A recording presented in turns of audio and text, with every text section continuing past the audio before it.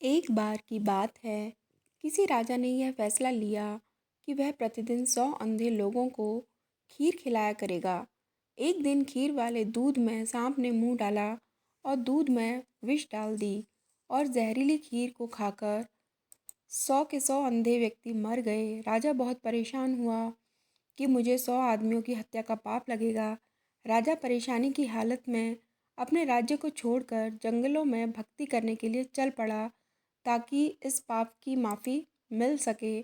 रास्ते में एक गांव आया। राजा ने चौपाल में बैठे लोगों से पूछा कि क्या इस गांव में कोई भक्ति भाव वाला परिवार है ताकि उसके घर रात काटी जा सके। चौपाल में बैठे लोगों ने बताया कि इस गांव में 2 भाई बहन रहते हैं जो खूब बंदगी करते हैं। राजा उनके घर रात ठहर गया। सुबह जब राजा उठा तो लड़की सिमरन पर बैठी हुई थी। इससे पहले लड़की का रूटीन था कि वह दिन निकलने से पहले ही सिमरन से उठ जाती थी और नाश्ता तैयार करती थी। लेकिन उस दिन वह लड़की बहुत देर तक सिमरन पर बैठी रही। जब लड़की सिमरन से उठी तो उसके भाई ने कहा कि बहन, तू इतना लेट उठी है, अपने घर मुसाफिर आया हुआ है, इसने नाश्ता करके दूर जाना है, तुझे सिमरन से जल्दी उठना चाहिए था। तो लड़की ने जवाब दिया कि भैया, ऊपर एक ऐसा मामला उलझा हुआ था।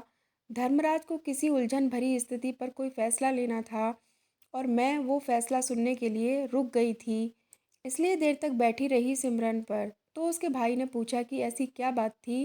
तो लड़की ने बताया कि फलां राज्य का राजा अंधे व्यक्तियों को खीर खिलाया करता था, लेकिन सांप के दूध में विष डालने से 100 अंधे व्यक्ति मर गए। अब धर्मराज को समझ नहीं आ रही कि अंधे व्यक्तियों की मौत का पाप राजा को लगे, सांप को लगे या दूध नंगा छोड़ने वाले रसोइये को लगे। राजा भी सुन रहा था।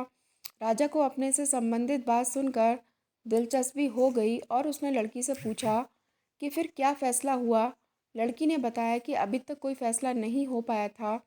तो राजा ने पूछा कि क्या मैं आपके घर एक रात के लिए और रुक सकता हूँ। दोनों भाई बहनों ने खुशी से उसको हाँ कर दी।